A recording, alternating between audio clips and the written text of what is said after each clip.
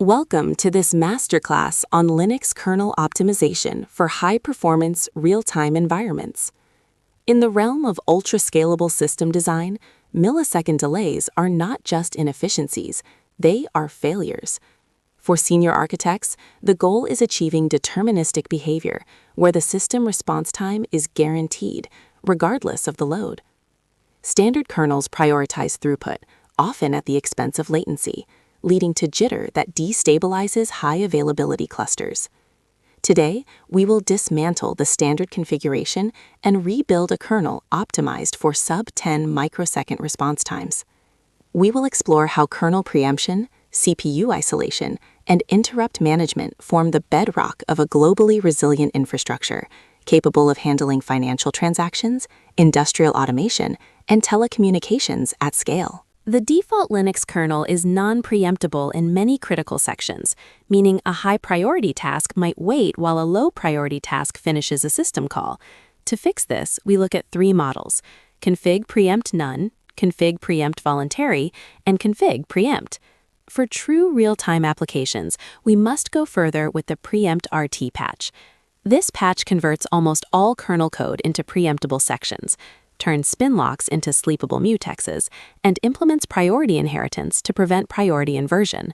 This transformation ensures that the most critical tasks always take precedence, which is essential for maintaining high availability across distributed systems where timing is everything. Even with a real-time kernel, the OS scheduler can still interfere with performance by migrating tasks across cores or running background housekeeping tasks on your compute cores. We achieve determinism using CPU isolation. By using the isol cups and no HC full boot parameters, we can effectively remove specific CPUs from the general scheduler's view. This allows us to pin our mission-critical application threads to dedicated cores using taskset or pthread set affinity NP. When combined with RCU no cups, we offload read-copy update callbacks to non-isolated cores, ensuring that our execution path remains undisturbed by kernel-level administrative overhead. Hardware interrupts are the enemies of determinism. When a network card or disk controller fires an interrupt, the CPU stops what it is doing to handle the IRQ. In a default setup, these interrupts are often balanced across all cores by IRQ balance. For low-latency systems, we must disable IRQ balance and manually assign IRQ affinity via proc/IRQ. We move non-essential interrupts to housekeeping cores, leaving our isolated real-time cores free from hardware-induced context switches. This ensures that the only time our application stops is when it chooses to, not because a packet arrived for a different process. Page faults are a major source of latency spikes. When the kernel needs to swap memory or handle a demand-paged segment, execution pauses. To prevent this, real-time applications must lock their memory into RAM using mlock or mlock-all. Furthermore, we utilize huge pages to reduce translation look-aside buffer (TLB) misses. By pre-allocating 2 MB or 1 GB huge pages at boot time, we ensure that our application has contiguous physical memory, reducing the overhead of virtual to physical address translation. This is a critical step for memory-intensive applications like high-frequency trading engines or large-scale database caches. In a globally scaled infrastructure, the network is often the bottleneck. The standard Linux networking stack is robust, but contains many layers that add latency. To optimize, we tune syscontrol parameters like net.core.busyread and net.core.busypoll to enable low-latency socket polling. For the most demanding applications, we bypass the kernel entirely using technologies like DPDK or XDP. These allow user space applications to read packets directly from the NIC, avoiding the overhead of system calls and context switches. By reducing the top half and bottom half processing time, we achieve the rapid packet processing required for high availability signaling. Not all processes are created equal. In the Linux scheduler, we primarily use SCHED FIFO and SCHED RR for real-time tasks.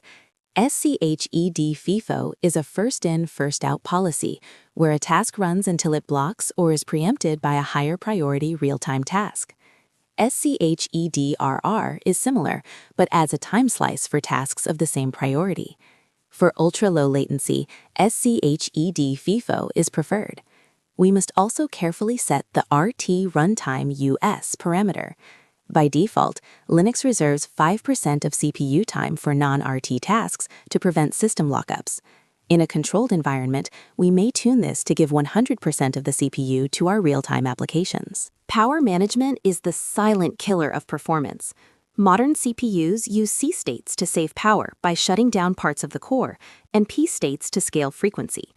Transitioning out of a deep sleep state takes time that adds directly to your latency. To ensure consistent performance, we must disable deep C states via the Intel idle.maxcstate=0 boot parameter and set the CPU governor to performance mode. This keeps the CPU at its maximum clock speed and prevents the latency wake-up penalty, ensuring that every cycle is available the instant it is needed for processing. You cannot optimize what you cannot measure. We use cyclic test, part of the RT test suite, to measure the difference between a thread's intended wake-up time and its actual wake-up time. This latency measurement is the ultimate KPI for our configuration. To find the source of remaining spikes, we employ ftrace and trace command. These tools allow us to hook into the kernel's function calls and see exactly where delays are occurring, whether it's a long-running interrupt handler or a scheduling delay. This data-driven approach allows us to iterate on our configuration until we hit our microsecond targets. Configuring the kernel is only one piece of the puzzle. For a truly ultra-scalable, high-availability system, these low-latency nodes must be integrated into a resilient architecture. This involves using redundant network paths, failover mechanisms that operate in sub-millisecond windows, and distributed state management that doesn't sacrifice the determinism we've worked so hard to achieve. By mastering these kernel-level optimizations, you provide the foundation upon which global-scale, mission-critical applications can thrive. Remember, in the world of high-availability infrastructure, speed is a feature, but determinism is a requirement.